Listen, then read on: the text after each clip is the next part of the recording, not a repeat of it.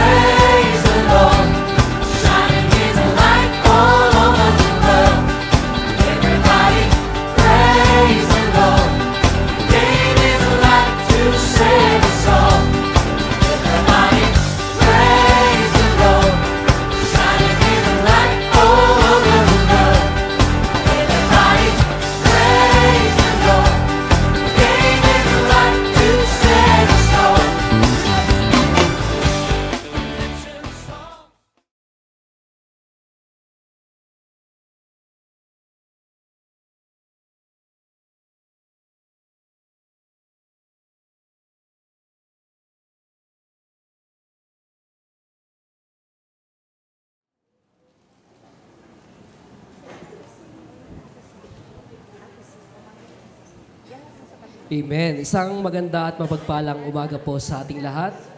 Amen. At tayo po ba ay handa nang makinig ng mensahe ng ating Panginoon? Amen. Sige po, at kung tayo po ay handa na, tayo pong lahat ay tumayo sa pagbasa po ng salita ng ating Panginoon. Ang ating pong text ay magmumula sa Hosea chapter 4 verse 1 to 6. Salitan po tayo sa pagbasa. Okay, so habang inantay po natin, ayan na pala. Verse 1. Dinggin ninyo mga taga-Israel ang pahayag ni Yahweh, sapagkat may bintang siya laban sa inyo. Sa lupaing ito ay walang katapatan, walang pagmamahalan at walang pagkilala sa Diyos. Verse 2.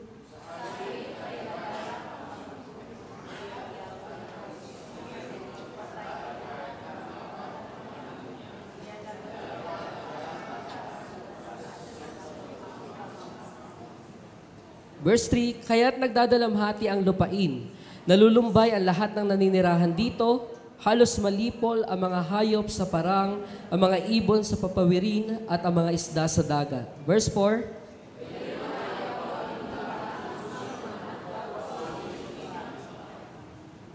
Verse 5, araw at gabi lagi kayong nabibigo, at ang propeta ay kasama ninyong bigo, kaya't lilipulin ko ang Israel na inyong ina. Verse 6,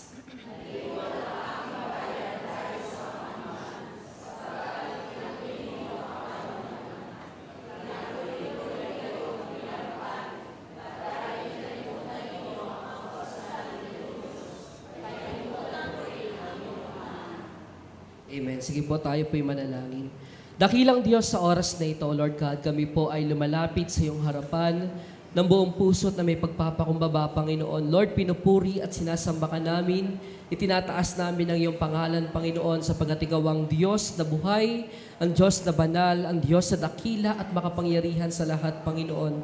Lord, sa oras na ito, Lord God, kami po ay humihingi ng kapatawaran sa aming mga nagawang kasalanan, Panginoon. Kung meron ka man nakikitang kalikuan, kasalanan, bahid ng karumihan sa amin, Panginoon, magmula man ito sa aming puso, isip, salita at sa gawa, Panginoon. Lord, dalangin namin, O Diyos, na kami patawarin mo, Panginoon, at linisin mo ng iyong banal na tubig ng Santong Espiritu upang kami, Panginoon, ay maging karapat-dapat sa iyong harapan, Panginoon.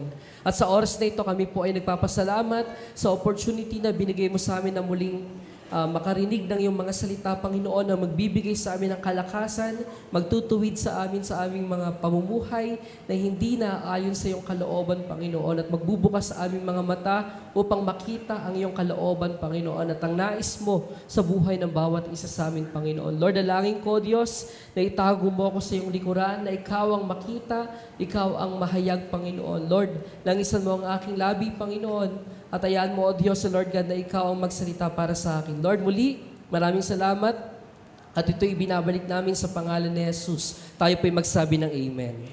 Palakpakan po natin ang ating Panginoon. Sige po, tayo po'y makakaupo na sa presensya ng ating Panginoon Diyos. Amen po. So, kung babalikan po natin yung first slide kanina, nakita po natin yung picture. Ayan, antayin natin. So, ano pong mapapansin ninyo sa Bible? Ano po yung mapapansin natin? Okay, puno ng alikabok. Amen? So, ibig sabihin, hindi siya nabubuksan. At dahil hindi nabubuksan, hindi siya nababasa. Kaya nga, kung nakakapagsalita lang yung Bible, no? Inuutusan niya na tayong, buksan mo ako, basahin mo ako. So, kasi po, ito po ay nangyayari po ngayon sa kasalukuyan. Naalala ko yung preaching po ni Pastor Jair, totoo po yun, yung choose life. Choose life means choose God's Word. Amen? Kasi po, tayo po, minsan nagiging kampante, nagiging depende sa sarili. Okay, nagiging dependent tayo sa ating sarili. So hindi na tayo sumasangguni sa salita ng katotohanan na walang iba kundi ang Biblia. So yung po, next slide po. Today, there is a growing epidemic. Not just by those in the world, but sadly also in the church. Okay, next slide po dito po sa pagkatapos po ng verse natin.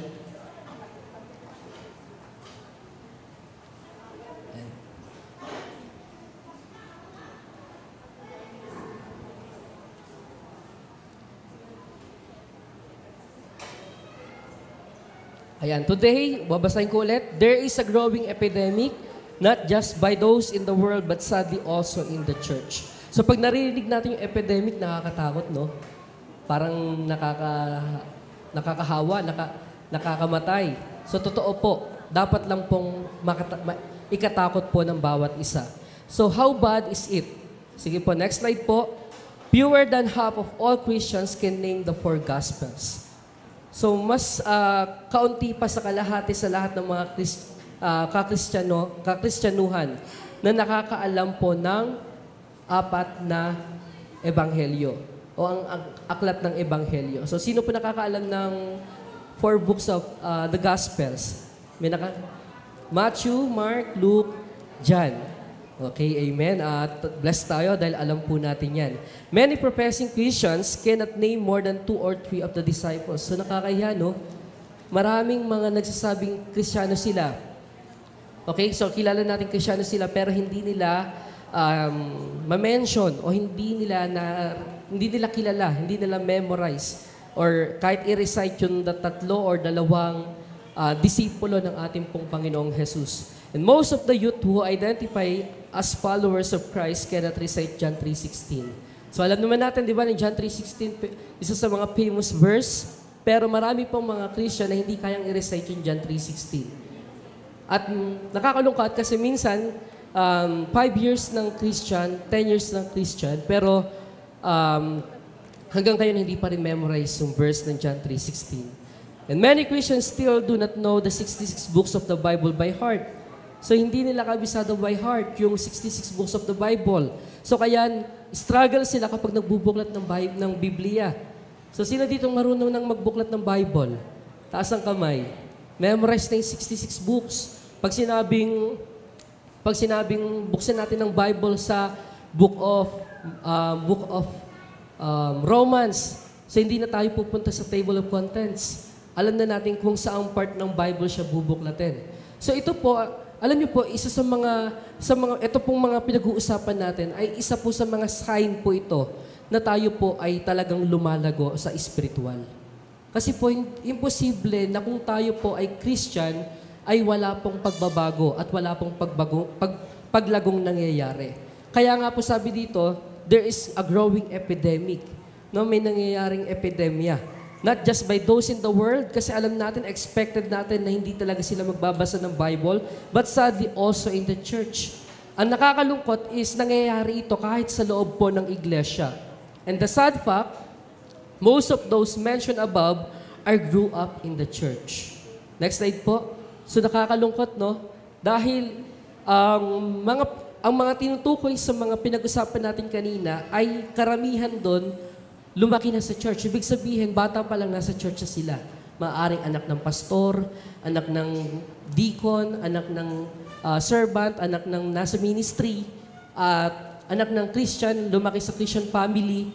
At nakakalungkot dahil kahit na may mga ganon na sa church na lumaki ay hindi pa rin nagiging solid yung kanilang foundation pagdating sa Biblia.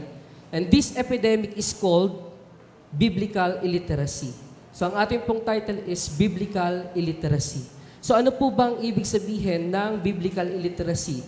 Illiteracy, inability to read or write, lack of knowledge in a particular subject, ignorance for something. So next slide po. Pag sinabing biblical illiteracy, the inability to know, to learn, and to experience the biblical truth and standards through the abstinence from reading the Bible. So ibig sabihin, pag sinabing biblical illiteracy, ito po ay yung kawalan ng kakayahan na malaman at matutunan at maranasan ang mga katotohanan at ang mga pamantayan sa Biblia. So ano po ba yung nagiging, ano po ba yung epekto nito sa atin bilang isang individual? Inability to know and to learn, hindi tayo nagbabasa kaya hindi natin nalalaman yung kalooban po ng Diyos. Hindi natin nalalaman at natututunan kung ano ba yung mga nais niyang ipagawa po para sa atin. At dahil hindi natin nalalaman, hindi po natin nagagawang i-apply ito sa ating buhay. Hindi natin nagagawang makapamuhay ng ayon sa pamantayan ng Diyos dahil una sa lahat, hindi tayo nagbabasa ng Bible. Hindi natin binubuklat yung Bible natin at paano natin malalaman na na ganitong paraan pala ang nais ng Diyos na gawin po natin. Gawin nating klaseng pamumuhay. Inability to experience, ibig sabihin dyan, kung hindi tayo nagbabasa, hindi po natin mararanasan yung biyaya at ang pagkilos ng Diyos sa ating pong buhay. Tandaan po natin na ang Bible, binabasa po natin hindi lang para tayo ay ma-inform. Amen? Hindi lang para tayo magkaroon ng kaalaman. Hindi lang para lumawak yung ating pong magkaroon ng wisdom, kundi ang Bible ay mayroong kakayahang magbago ng buhay ng isang tao. Amen? At ngayon kung hindi mo babasahin, hindi mo bubuklatin, paano mo mararanasan yung biyaya at yung kapangyarihan na hatid dito sa bawat isa sa atin? Amen? Paano mo mararanasan yung pagbabago? Paano ka makakalaya sa kasalanan? Paano ka makakalaya sa tanikala ng kaaway na matagal mo nang nilalabanan? Kung hindi mo bubuklatin yung Biblia na siyang nagpapalaya sa atin mula sa anumang pang-aalipin ng kasalanan. Amen? So, ang napaka-importante po ng pagbabasa ng Bible. Kaya hindi natin mararanasan ang kanyang kapangyarihan kung hindi po natin bubuksan yung ating pong Biblia. At kung hindi tayo magbabasa ng Bible, hindi natin malalaman yung pamantayan. Hindi natin malalaman yung standards na kung saan dahil dito maaari tayong magkamali or mahulog sa kasalanan kasi hindi natin alam Hindi natin alam kung ano ba yung kalooban ng Diyos. Na magiging dahilan na mahuhulog tayo sa kasalanan at posibleng magdulot sa atin ng kapahamakan or ng negatibong epekto sa sarili natin at sa mga taong nasa paligid natin. Kaya po meron akong isang tanong, do we really read our Bible? Binabasa po ba talaga natin ang Biblia po natin? Sino pong may Bible sa bahay nila? Or merong sariling Biblia? Lahat po ba meron? Amen. Bilang isang Christian, mahalaga na meron po tayong Biblia. Meron po tayong sariling Bible na masasabi nating atin at pag-aari po natin. Amen. Kasi tayo po ay sandata po natin yan. And frequently, we fail to see our need to feed ourselves spiritually. Instead, we allow ourselves to slowly die from the poison of biblical illiteracy. So nakakalungkot, no? Yung katotohanan na hindi na available yung Bible, marami tayong oras at panahon, pero hindi natin nagagawang mag-sacrifice, maglaan ng oras sa pagbabasa ng Bible. Hindi natin nakikita yung pangangailangan ng ating spiritual ng salita po ng ating pong Panginoon Diyos. Sa halip, hinahayaan natin na tayo po ay manghina, mamatay ng tuluyan, spiritually, po dahil po sa kawalan ng kaalaman or kamangmangan po sa salita po ng ating pong Panginoong Diyos. The poison of biblical illiteracy. Ang biblical illiteracy po ay parang poison, lason. Okay, na merong epekto po sa atin. It affects the individual, it affects the community, it affects the family, and it affects the church. Okay, so merong apat na posibleng maapektuhan sa pamamagitan lamang ng ating kapabayaan. Alam niyo po, hindi po pinag-uusapan dito na kailangan mong mag-Bible school para maging literate ka sa Bible. Ang pinag-uusapan kasi natin dito is negligence, yung kapabayaan natin. Samantalang marami tayong oras at panahon. Ako po ay bunga po ako ng Bible study. Bunga lang po ako ng cell group. Bunga lang po ako ng daily devotion. Lahat ng nalalaman at natutunan ko ay personal na revelation sa akin ng Panginoon sa mga personal devotion at mga Bible study na sinasalihan ko. So it affects the individual. The poison of biblical illiteracy, it affects the individual. God's people have always been destroyed by lack of knowledge. Sabi sa Hosea chapter 4 verse 6, "Nalipo lang aking bayan dahil sa kamangmangan, sapagkat itinakwil ninyo ang karunungan, itinatakwil ko rin kayo bilang pari, at dahil kinalimutan ninyo ang kautusan ng inyong Diyos, kalilimutan ko rin ang inyong mga anak." So sabi dito, nalipo lang aking bayan dahil sa kamangmangan. Okay, so sa paanong paraan ba nalilipol?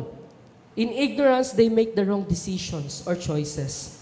So dahil nga po sila ay kulang sa kaalaman, at hindi alam yung pamantayan at kalooban ng ating Panginoon Diyos, nagkakaroon sila ng mga maling desisyon na kung saan kuminsan nangyayari din sa atin. Amen?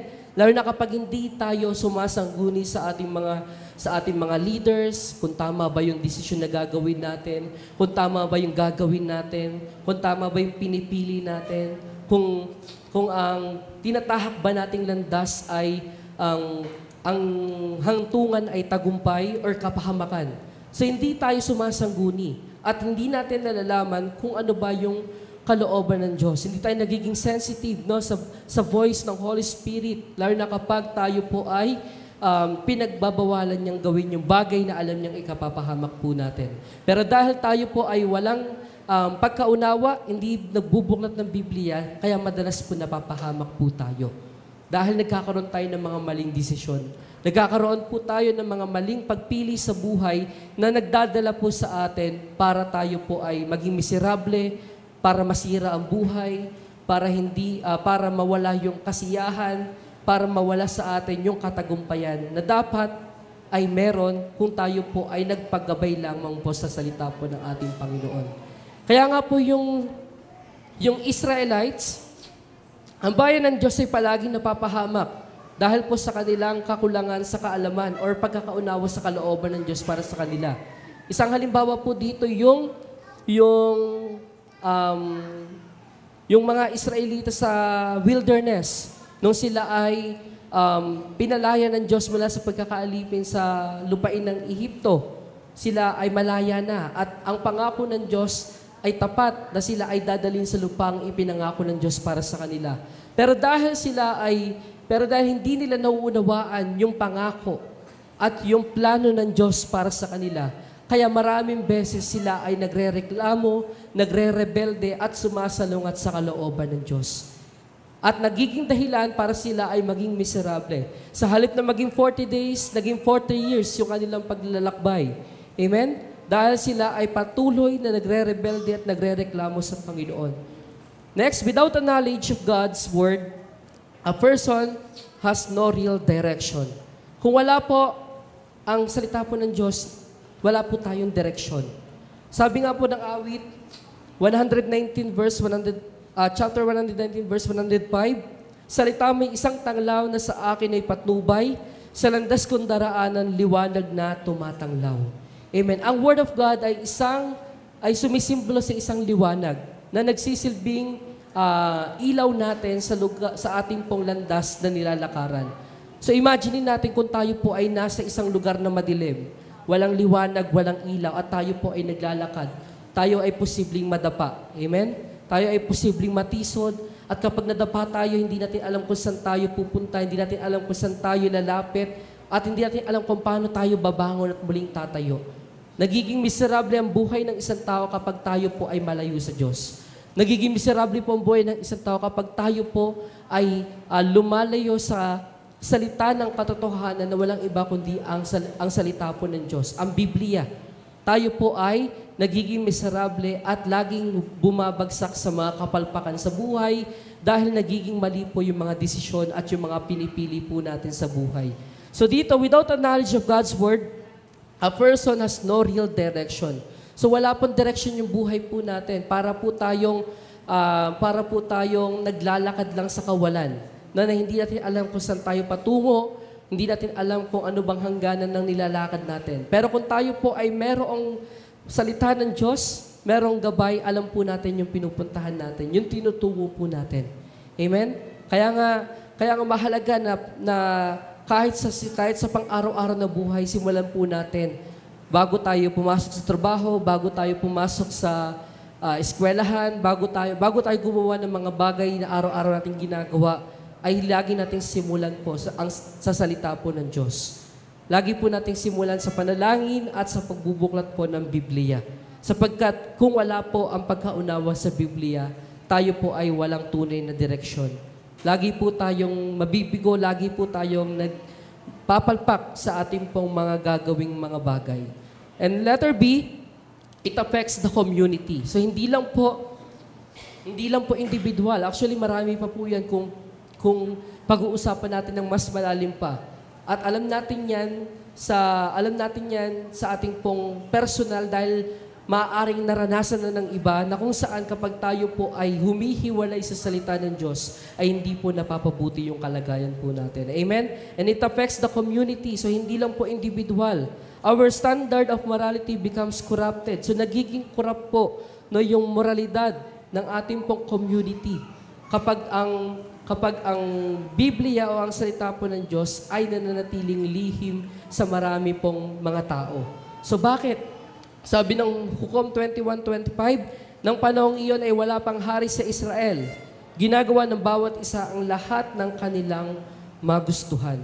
So ibig sabihin, lalo na ngayon sa panahon po, na kung saan tayo po ay namumuhay na sa last days, na ang mga tao ay walang pakundangan sa paggawa ng kasalanan. Amen? Walang pagkatakot sa Diyos.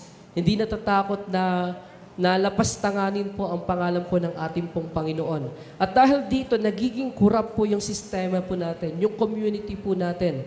Nasisira yung pamantayan ng ating pong moralidad. At ito rin yung reason, di ba, kung bakit binaba ng Diyos ang hatol niya sa Sodoma at Gomorrah. Di ba? Kung bakit nilipol niya yung mga tao doon sa panahon nila.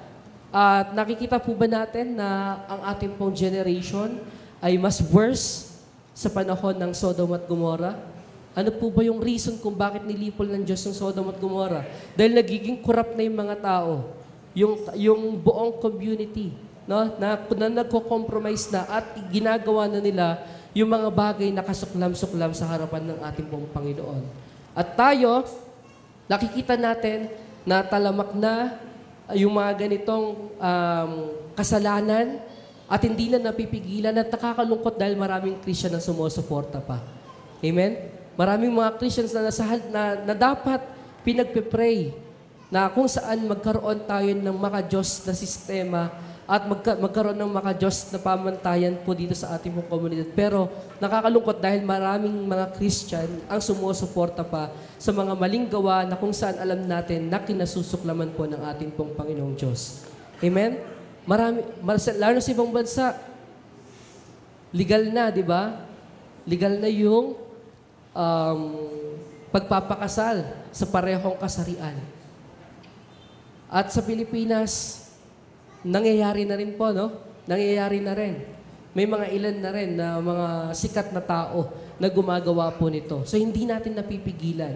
Talagang ito ay tanda na tayo po ay nasa last days na. So, kung titignan natin, mas worse pa yung kalagayan po natin sa panahon ng Sodom at Gomorrah. Pero tingnan natin na hindi pa tayo nililipol ng Lord. Bakit? Kasi tayo po ay binibigyan ng Diyos ng chance na magsisi at magbalik loob sa Kanya. At ang kailangan natin gawin bilang mga Christian ay tumayo at magkaroon ng paninindigan. stand firm. Mag-stand po tayo sa kung ano po yung faith po natin at kung ano po yung pamantayan ng Biblia na ipinapakita po sa atin. Na huwag po tayong mag-compromise, huwag po tayong makiayon sa takbo ng mundong ito. Hindi natin sila ginajudge, no? Sabi nga, mahal po natin sila bilang tao. Pero yung kanilang mga ginagawa at kasuklam na gawa, yun po yung hindi po natin kayang suportahan at mahalin.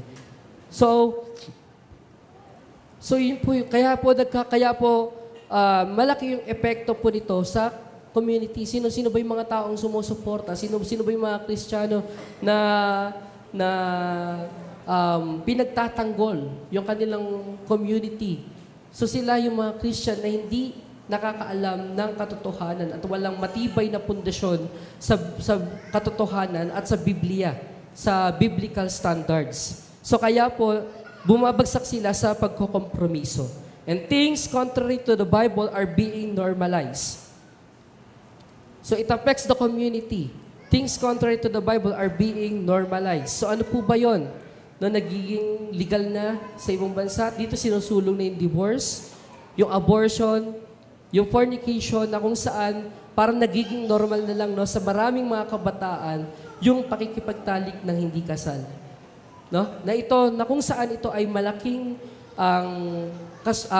kasalanan, kasuklam-suklam po sa harap po ng ating Panginoon. Sabi nga ng Isaiah chapter 5 verse 20, kawawa kayo mga baliktad ang isip. Ang mabuting gawa ay minamasama at minamabuti naman iyong masama. Ang kaliwanagay ginagawang kadiliman at ang kadiliman ay tinuturing na kaliwanagan. Sa lasang mapait ang sabi matamis at sa lasang matamis ang sabi mapait. So nababaliktad, no? Yung masama nagiging mabuti, yung mabuti nagiging masama. So yun yung nangyayari po sa panahon natin ngayon. Alam niyo po, nakakalungkot kahit halimbawa sa Facebook lang, no? Kapag post tungkol sa kabanalan, tungkol sa Christian, nag-scroll up agad tayo. Amen? Bakit kaya? Pero kapag kalokohan, kapag katatawanan, tinatapos pa natin yung video kahit gaano kahaba. Wala, tawan-tawa tayo. Talagang libang na libang po tayo. Pero pagdating sa kabanalan, wala po tayong pakialam, hindi natin sinishare. Pero yung mga kalokohan, nagagawa pa nating i-share, nagagawa pa nating i-post. Samantalang yung Word of God na dapat kailangan, kasi tayo po ay nasa last days na, sabi nga, redeeming the time because the days are evil. So dapat, ibig sabihin, samantalay natin lahat ng pagkakataon, ultimo multimedia, ginagamit natin bilang platform para ibahagi yung salita po ng ating Panginoon Diyos. Amen? Pero hindi po. Tayo po ay nauhulog din sa mga pakanapo ng kaaway. Hindi po natin nagagampanan yung ating pong tungkulin. It affects the community.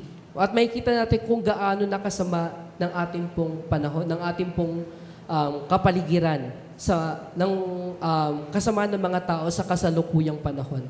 Amen? Letter C, it affects the family.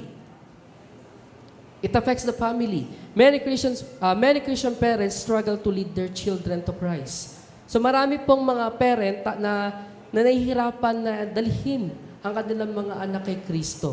Nakakalungkot po kasi marami po akong nakikita at nababalitaan sa ibang church, lalo na sa amin, sa Montalban.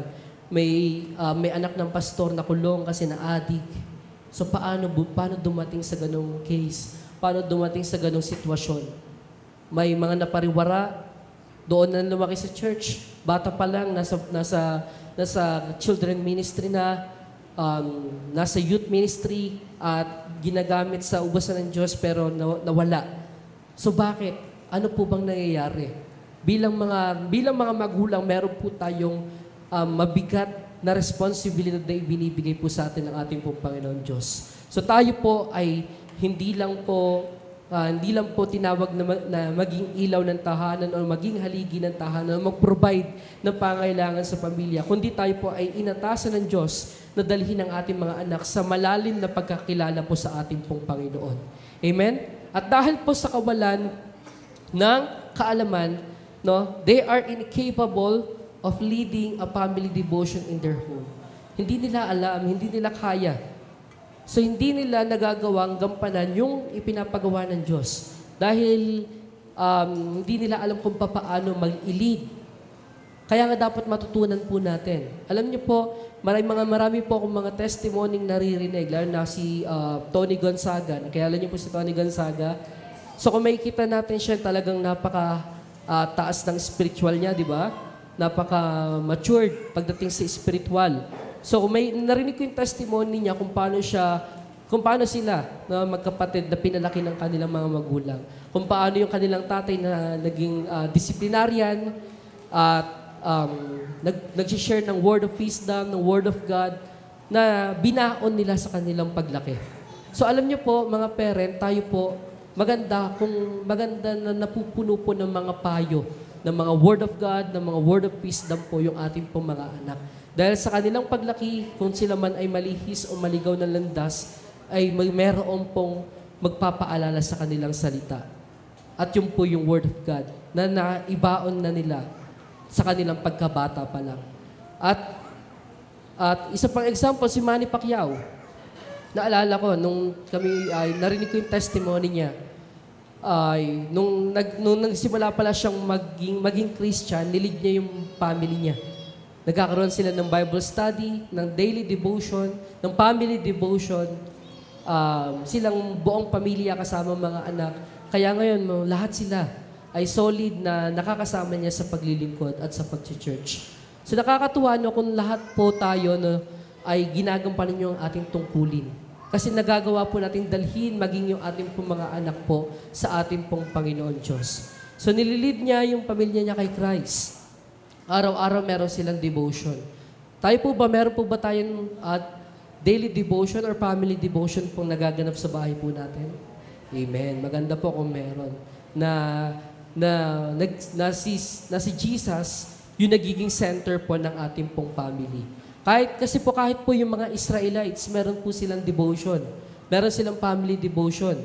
Bata pa lang tinuturuan na sila ng salita po ng Diyos. Kaya po ganun ka lalim yung kanilang pong pagkakaalam o yung pagkakaunawa po sa ating pong sa mga salita po ng ating Panginoon. Sabi nga sa Deuteronomy chapter 6 verse 5 to 9, ibigin mo si Yahweh na iyong Diyos ng buong puso, buong kaluluwa at buong lakas. Ang mga utos niya ay itanim ninyo sa inyong puso. Ituro ninyo ito sa inyong mga anak. So binigyan ng Panginoon Diyos na si Yahweh ng tungkulin ang mga Israelita, ang mga magulang na Israelita na ituro sa kanilang mga anak. Pag-aralan ninyo ito sa inyong tahanan, sa inyong paglalakbay, sa inyong pagtulog sa gabi, at sa inyong pagbangon sa umaga. Ipulupot ninyo ito sa inyong mga kamay bilang tanda, itali sa inyong noo, isulat sa mga hamba ng pintuan ng inyong bahay at mga tarangkahan.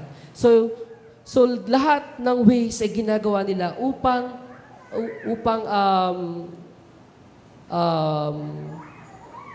ipaunawa sa kanilang mga anak ang salita po ng ating pong Panginoon Diyos o ang utos ng ating pong Panginoon para sa kanila. So tayo po bilang mga magulang ay kailangan nating dalhin ang ating pong mga anak sa pagkakakilala po sa ating pong Panginoong Jesus. So tayo, at mangyayari yun kung tayo po ay mag-e-effort. Kung tayo po ay mag-aaral ng salita ng Diyos. Kasi minsan nagiging hindrance na hindi natin kaya. Sino po yung aabot sa kanila kung hindi tayo available? Sino po yung mag-share sa kanila ng gospel kung hindi po tayo kikilos at gagawa po ng paraan? Amen? Lalo na kung nakikita natin na nasa laylayan na ng kapahamakan yung ating mga anak at inaagaw na ng kaaway sa kamay ng Panginoon ng ating mga anak. So anong gagawin natin? So kailangan natin gumawa ng paraan. Kailangan natin i-share sa kanila si Jesus at magkaroon ng isang malalim na pag-aaral sa loob ng isang tahanan, sa inyong pamilya. Next, letter D, it affects the church. So hindi lang community, hindi lang family, hindi lang individual, kundi nakaka-apekto ito sa ating pong iglesia. Churches languish for lack of teachers. So pag sinabing languish, nawawalan ng sigla, nangihina, kumbaga parang hindi na ginaganahan or nagiging matamlay na. Bakit? Dahil sa kakulangan po sa mga guro. Marami po ang nawawala, marami ang nasasayang na kaluluwa. Kaya nga sabi ng Bible, marami ang aanihin, ngunit kakaunti ang mga tagapag-ani o ang mga ani. Sabi sa Hebreo 5:12, dapat sana'y mga tagapagturo na kayo, subalit hanggang ngayon kailangan pa kayong turuan ng mga panimulang aralin ng salita ng Diyos. Dapat sana'y kumakain na kayo ng matigas na pagkain, ngunit hanggang ngayon, gatas pa lamang ang inyong kaya. So marami pong potential dito pero hindi nagko-commit, hindi available. Maraming mga kabataan na sana natututukan na po sila. Maraming mga kabataan na sana nalilid na natin sila sa malalim na pagkakakilala kay Kristo. So ang kailangan lang natin gawin is magkaroon po tayo ng commitment. Mag-commit po tayo, maging available po tayo para po tayo ay maging productive at magamit po ng Panginoon sa kanyang ubasan. Kasi po, ito po yung problema eh. Maraming mga gustong matuto pero walang magtuturo. Maraming gustong lumalim pero wala silang mapagkukunan ng malalim na turo ng salita po ng ating pong Panginoon Diyos. So kaya kailangan po natin mag-raise ng leaders. Kaya nga sabi ko nga kailangan mag-assign tayo ng mga potential leaders na pwedeng turuan, na pwedeng i-train para kung sakaling hindi available si pastor, kayang gampanan ng kahit na sinong kabataan. Kahit na wala si pastor, hindi available, magpapatuloy ang gawain. Magpapatuloy ang Bible study dahil lahat ay competent, lahat ay kayang gumawa, kayang tumayo, kayang kumilos. At yun po yung kalooban ng Diyos sa bawat isa sa atin. So hindi lang tayo, dahil hindi lang po tayo tinawag para maupo, hindi lang tayo tinawag para maging tagapakinig, at hindi lang tayo tinawag para manatili lamang sa estado o sa kalagayan kung sa unang araw na tayo po ay tinawag. Kundi inaasahan at ina-expect po ng ating Panginoon yung paglago po sa ating pong spiritual. Kaya nga, hindi na po maganda kung tayo po ay 2 taon na, 3 taon na, 4 taon na, pero wala pa rin growth na nangyayari. Kaya nga po nainis si Jesus sa puno di ba? Dahil hindi nagbubunga. Dahil ilang taon na bumalik na si Jesus, wala pa rin bunga, hindi pa rin nagbunga. So kailangan tayo po ay mag-effort na magkaroon ng kaalaman upang tayo po ay magampanan po natin yung tungkulin na ibinigay po sa atin ng ating Panginoon. Many congregations have become captivated by false teaching and have drifted away from the truth of the Bible. So hindi lang tayo kinukulang sa teachers. Dahil din sa biblical illiteracy ay maraming mga churches na napapasukan ng mga false doctrine. Bakit? Kasi dahil hindi matibay yung pundasyon nila, mabilis nilang tanggapin yung mga bagong katuruan at naririnig nila sa ibang mga pastor.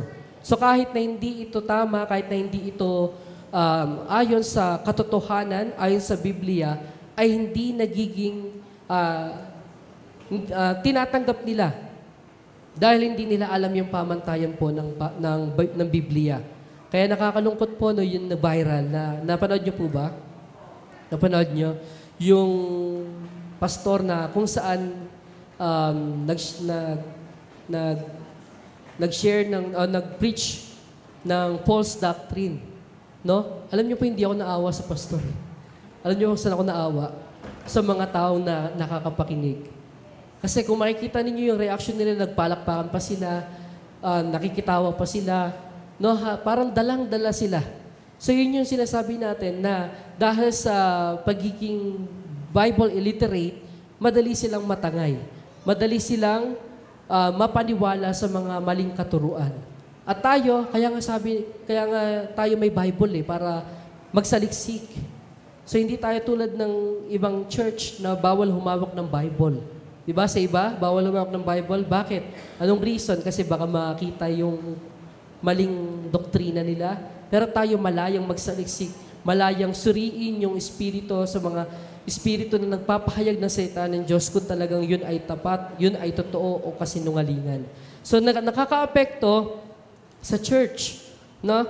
Sabi nga sa ikalawang Pedro chapter 2 verse 1, gayon din naman may darating sa gitna ninyo na mga huwad na guro, lihim silang magtuturo ng mga maling aral na ang dulot ay kapahamakan. Pati ang Panginoong tumubos sa kanila ay kanilang itatakwil. Kaya't di magtatagal at sila ay mapapahamak. So, nakakatakot, no? Kaya nga, pinag-uusapan natin to dahil hindi ito isang maliit na problema sa church, kundi isang malaking problema na dapat nating ipangamba kapag ito po ay nakikita natin na nararanasan ng maraming mga kapatiran. Kaya nga tayo ina-encourage at tina-challenge na magsaliksik po ng salita po ng Diyos para magsimula po sa atin yung karunungan at yung pagkaunawa po sa kanyang mga kalooban. Next slide, is there an antidote to this poison? Indeed, there is, but it requires individual effort. The antidote of biblical illiteracy, first, letter A, immerse yourself in Bible reading. So, ibabad natin yung ating pong sarili sa pagbabasa po ng ating pong salita po ng ating pong Panginoon. So, dapat magkaroon tayo ng systematic daily devotion.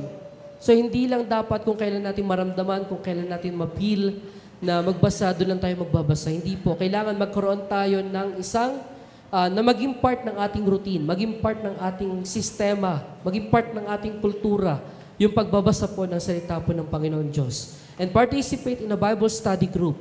So bakit? Kasi po, kapag tayo po ay nagde-devotion, sa letter A, immerse yourself in the Bible reading, doon po nag-start na tayo po ay nagkakaroon ng malalim na pagkakaunawa sa Biblia.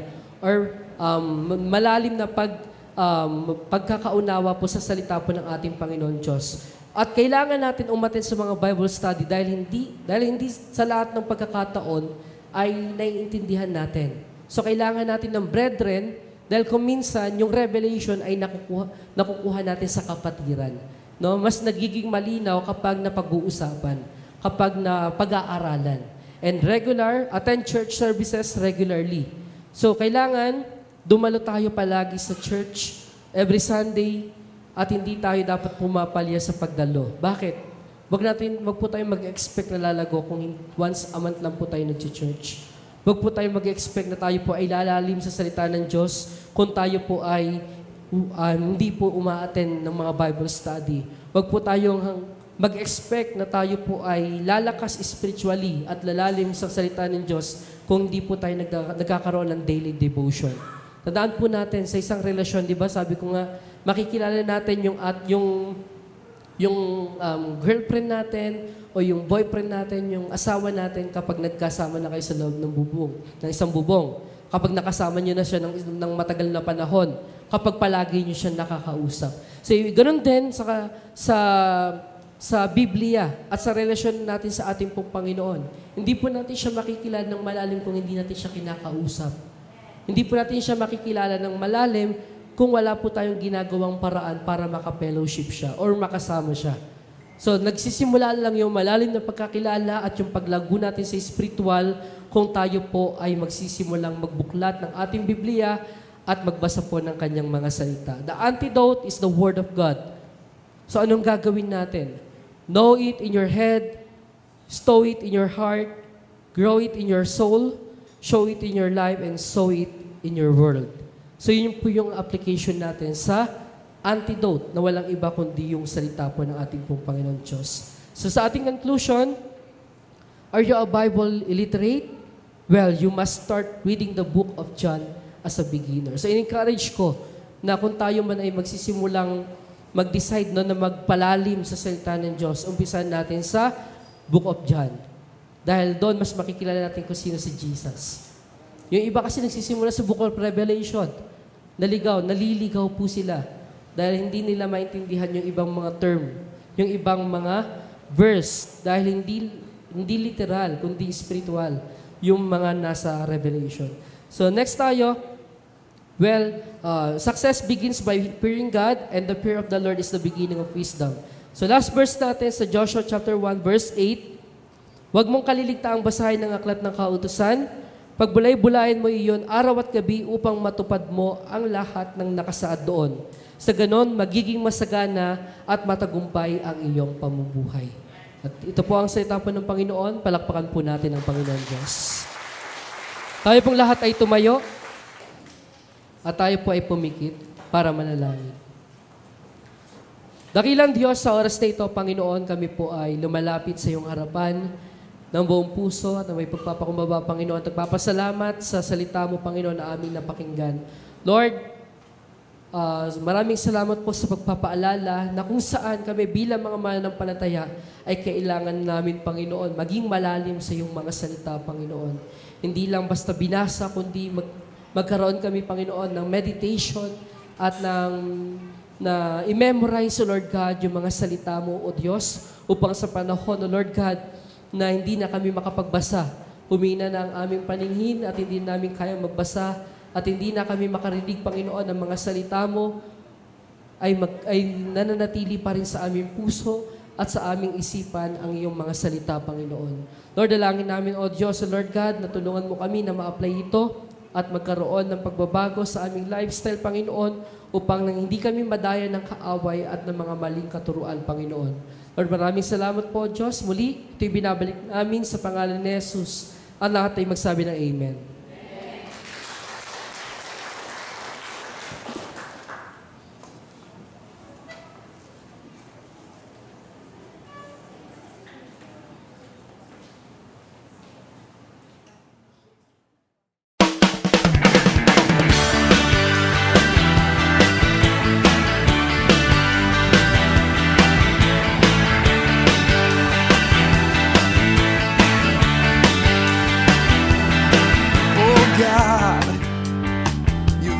So good to me. You came and found this orphan and you brought me right into your family.